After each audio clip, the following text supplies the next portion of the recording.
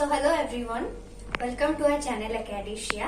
I am Smarika and आज का हमारा चैप्टर होगा gender, religion and caste. So the first topic of this chapter that we are going to start is the discrimination against women. इसका एक easy सा मतलब समझा तो ये बेसिकली है हमारे कंट्री में मेन और वुमेन की इक्वालिटी के बारे में बताता है। तो जैसे कि इंडिया में हम अपनी लिटरेसी रेट देखें तो मेन की जहाँ पे 76% होती है वहाँ वुमेन की बस 54% होती है। जैसे कि ये साफ जाहिर होता है कि लड़कियों को उतना पढ़ने का प्रेफरेंस मिलता नहीं है और उनकी पढ़ाई को उतना ध्यान नहीं दिया जाता जितना कि लड़कों को दिया जाता है। The second point, women are paid less than men for same exact work. और इसका मतलब ये होता है कि जैसे आप मान लो हमारे डेली वेज वर्कर्स जो होते हैं वही सेम काम के लिए जहाँ एक मर्द को ज्यादा पे किया जाता है एक औरत को कम पे किया जाता है और उनसे कम पे अमाउंट में ज्यादा काम निकाला जाता है।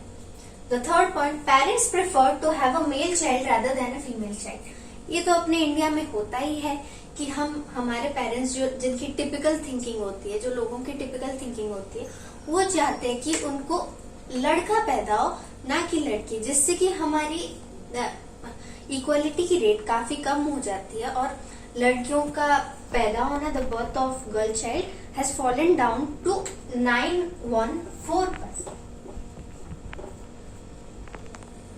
So some other points are women are exploited and harassed at workplaces at home.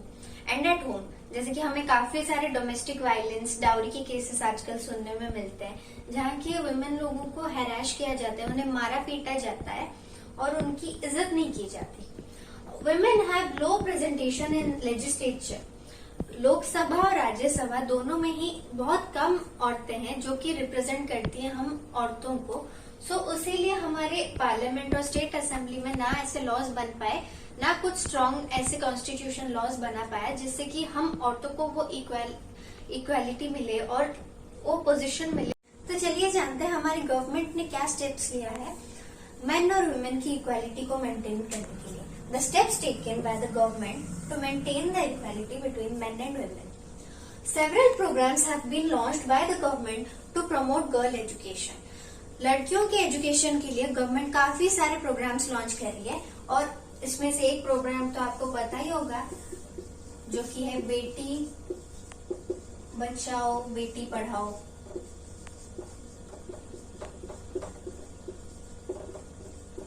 इस प्रोग्राम के अंदर लड़कियों की एजुकेशन, जिन लड़कियों को एजुकेशन की सुविधा नहीं मिल पाती उनके लिए खास करके ये प्रोग्राम बनाया गया है जिसके अंदर उनको पढ़ाया जाता है, उनको सारे वो फैसिलिटीज दिए जाते हैं जिससे कि वो आगे बढ़ सके।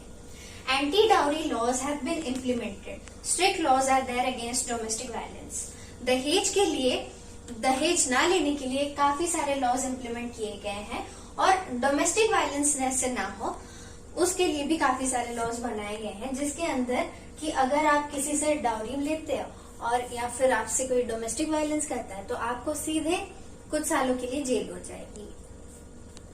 Female infanticides and sex selective abortion has been declared illegal. बच्चे पैदा होने से पहले उनके सेक्स को इलीगली पता करना या उस सेक्स को पता करके उनका अबॉर्शन करवाना is declared as a crime. And इस प्रैक्टिस में जो डॉक्टर, जो क्लिनिक, जो हॉस्पिटल एंड जो लोग भी इन्वॉल्व है उन सबको पनिश किया जा सकता है। There are even legal provision to punish all those who even practise this crimes. The Equal Remuneration Act of 1976 has been implemented so that men and women are paid equal wages for equal work. The Equal Remuneration Act of 1976 हमें ये बताता है कि men and women should be paid equal amount of money for the equal work. तो चलिए आते हैं इस चैप्टर के दूसरे पार्ट पे जो कि है रिलीजन। और चलिए रिलीजन की कुछ कम्युनिटी प्रॉब्लम्स के बारे में जान लेते हैं। The communalism problems of religion. When one religion and its followers are discriminated by another one. जब एक रिलीजन के फॉलोअर्स दूसरे रिलीजन को डिस्क्रिमिनेट करते हैं, that is one of the problem of community. When religion is seen on the basis of nation.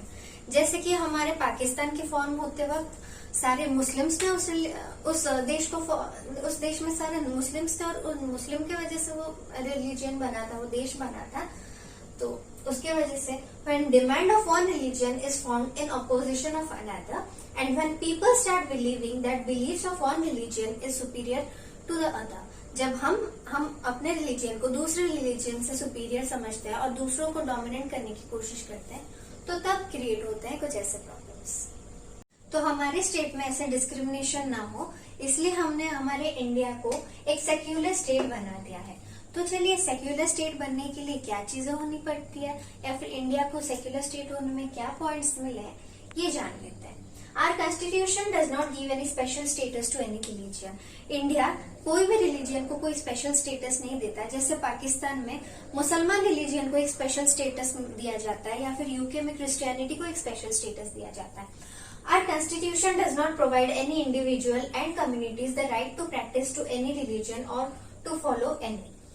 हमारे India में ऐसे किसी को कोई फोर्सफुली किसी रिलीजन को फॉलो करने के लिए या किसी कम्युनिटी को फॉलो करने के लिए कोई ऐसे दबाव नहीं दिया जा सकता। Our constitution prohibits discrimination on the grounds of religion. किसी भी discrimination on the ground of religion या फिर कोई भी भेदभाव रिलीजियन के बेसिस पे हो, ये हमारा कॉन्स्टिट्यूशन कभी भी प्रोहिबिट करता है। Our constitution allows the state to intervene between religious matters in order to ensure qualities with religious communities, and the constitution has banned the practice of untouchability for the welfare of community. So I hope आपको आज का ये session पसंद आया होगा। इस chapter के अगले पार्ट के बारे में हम अगले वीडियो में जानेंगे। तब तक के लिए have a great time and do let us know your reviews in our comment section. Do not forget to like and subscribe our channel. Thank you.